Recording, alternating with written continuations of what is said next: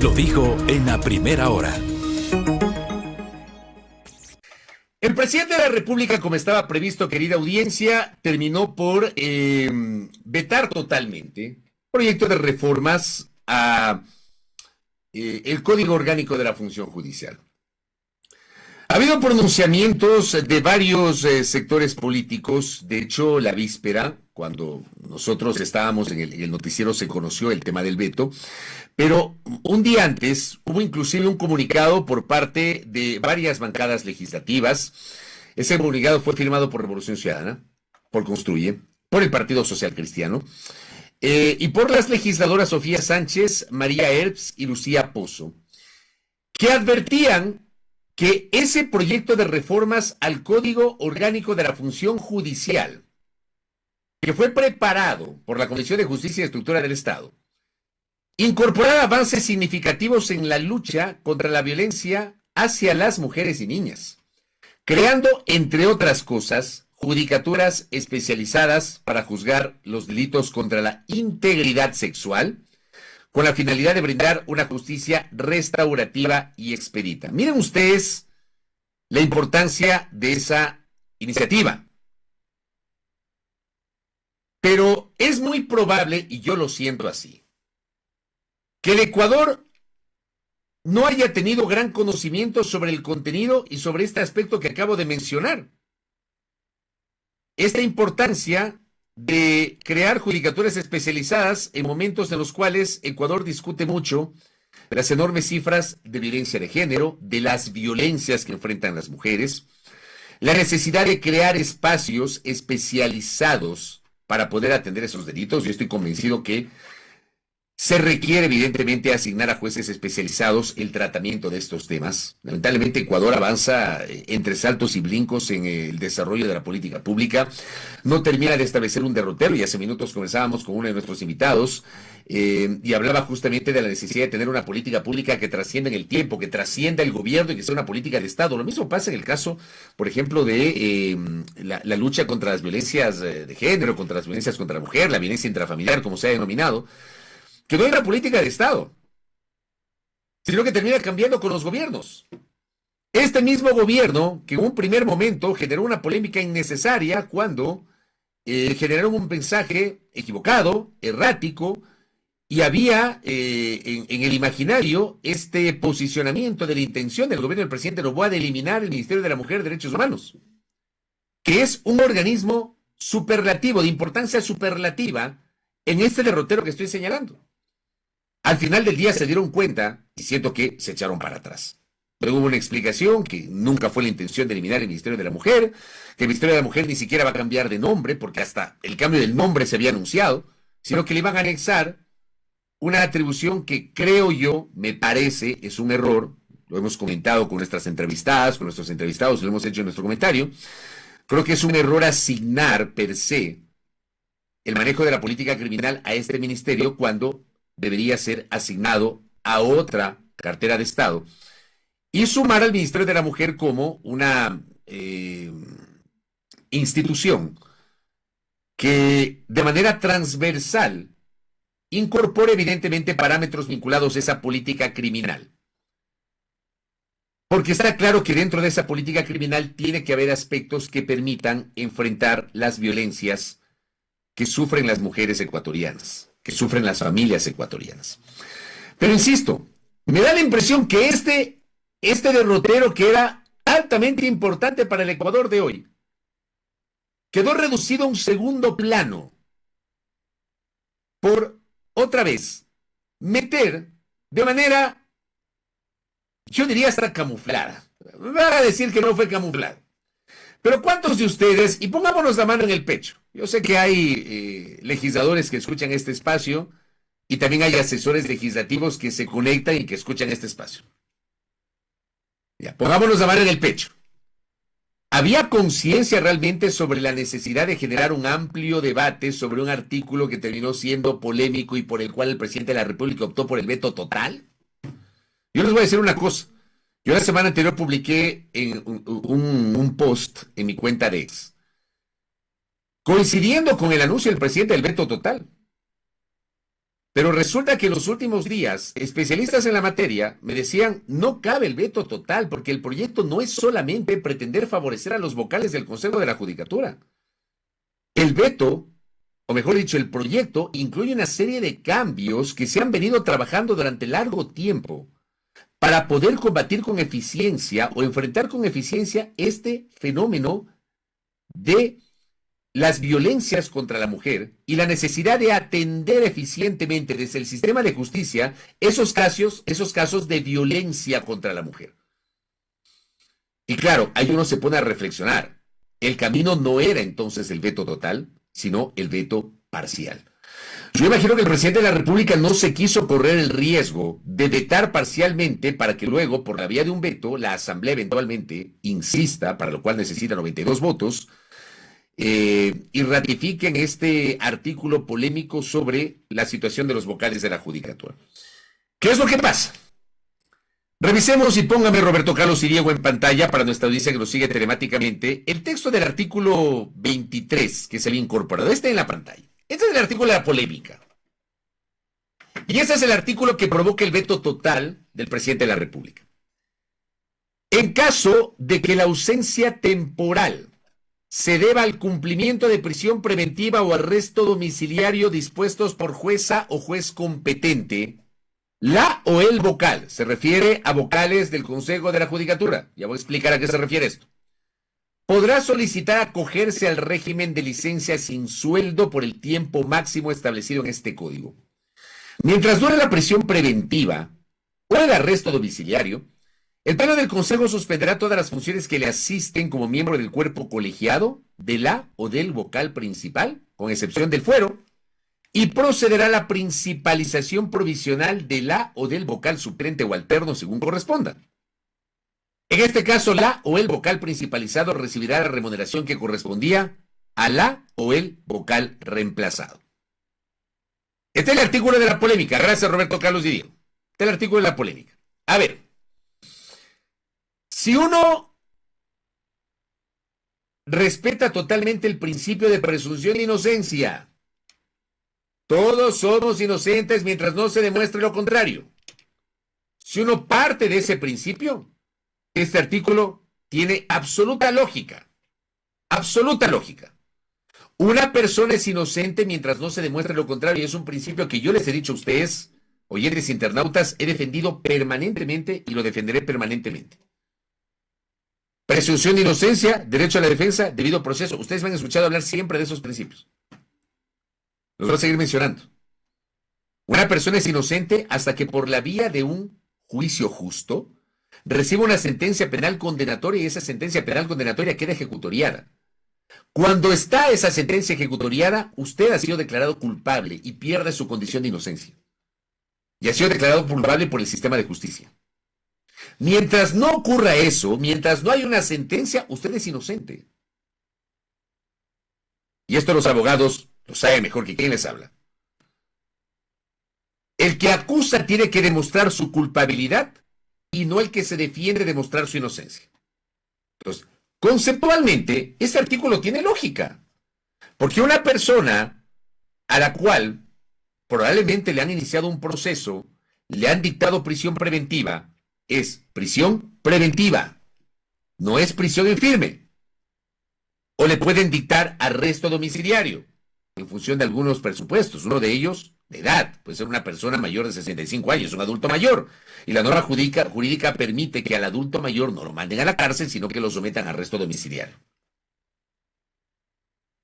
Pero sigue siendo inocente, porque el sistema no lo ha sentenciado. Conceptualmente, insisto, conceptualmente, yo estoy de acuerdo con este texto. Pero vamos a los hechos prácticos. Y aquí es donde desde mi punto de vista se genera la polémica, queridos oyentes internautas. Tiene presentación que un integrante del máximo organismo administrativo, financiero y de gobierno de la función judicial, máximo organismo de gobierno de la función judicial, el máximo organismo, ya, están sobre los jueces. El Consejo de la Judicatura es el organismo que designa jueces. Es el organismo que debe administrar los juzgados, que tiene que construir las dependencias judiciales. Es el organismo sancionador además, es el organismo disciplinario de los jueces. Entonces ese organismo desde el punto de vista administrativo está por encima de las cortes. Es el organismo que da la plata, que da el presupuesto. Es el organismo de gobierno de la función judicial. Pero tiene presentación que en ese organismo tengamos a integrantes de esa instancia judicial, aunque sea de manera provisional, detenidos y a quienes se les ha iniciado un proceso investigativo, y que no pierdan el cargo. O sea, yo creo que se genera una discusión muy interesante, por lo cual fue un error de la Comisión de Justicia y del propio Pleno de la Asamblea Nacional haber aprobado este texto de las reformas al Código Orgánico de la Función Judicial incorporando este artículo. Y volvemos otra vez a la discusión de que por qué razón meten artículos entre gallos y medianoche sin debate público, porque el debate no se puede circunscribir solamente a los 9 miembros de una comisión legislativa, o solamente a los 137 legisladores. Este tipo de temas, por su naturaleza, tienen que ser parte de un amplio debate nacional. ¿Abrieron el debate nacional sobre este tema? Lo anunciaron, lo comunicaron, invitaron a la gente a que presente sus aportes. ¿Y saben qué? Con este artículo terminaron contaminando el proyecto de reformas. Y revisando el proyecto de reformas, uno se da cuenta que este artículo era solamente una pata polémica. Y el presidente termina decantándose por el veto total. Que yo decía, inicialmente me pareció lo adecuado, porque era impresentable este artículo. O sea, otra vez la Asamblea nos metió algo sin debate nacional, digo, no hablo del debate legislativo, sin debate nacional, sin haberlo anunciado ante los medios de comunicación, sin generar corriente de opinión sobre la conveniencia o no de este artículo. Esto es más o menos cuando pasó hace meses el debate sobre otro proyecto de reformas en la Asamblea Nacional que quedó ahí en el aire, y donde nos metieron el tema de los informes de las comisiones de derechos humanos a nivel internacional. ¿Se acuerdan? Nos metieron entre gallos y medianoche. Y por ese artículo resulta que dejaron de lado todo el proyecto de reformas legales, que está ahí, ya nadie se acuerda de ese proyecto. Pero este comentario ya lo hice hace meses a propósito de ese proyecto. ¿Por qué meten cosas por debajo? ¿Y saben qué? Tal fue la polémica que luego todo el mundo se echó para atrás. No, que la culpa no fue mía, que fue la culpa de acá. Yo no fui, fue TT. Cada quien salvando su responsabilidad. Y terminan contaminando el proyecto. Ahora, yo sí creo que si había veto parcial, en el escenario político actual, me parece que iba a ser muy complicado que la Asamblea insista en el texto originalmente aprobado para meter este artículo. Porque ya se generó la polémica. Entonces, es muy probable que el gobierno debió, creo yo, haber negociado con la Asamblea el veto parcial. ¿Saben que voy a vetar parcialmente? El proyecto es importante, pero no vamos a incorporar este artículo. Asamblea, no incorporamos este artículo. Negocia con la Asamblea. No te vayas por la vía del veto total. Y aquí tengo sobre eso algunos aportes, ¿no? Mi doctor Vladimir Andosilla le envió un abrazo. Este artículo no tiene lógica. Un funcionario de un alto órgano estatal no puede ejercer sus funciones con prisión preventiva. Yo estoy de acuerdo con eso, ¿eh? Yo parto del concepto de que todos somos inocentes mientras se demuestre lo contrario. Parto de ese concepto, ¿ya? Pero es impresentable que una persona que represente un alto órgano estatal, y máxime cuando se trata de un alto órgano de la función judicial, el órgano de gobierno, disciplinario, administrativo, financiero de la función judicial, no puede tener prisión preventiva.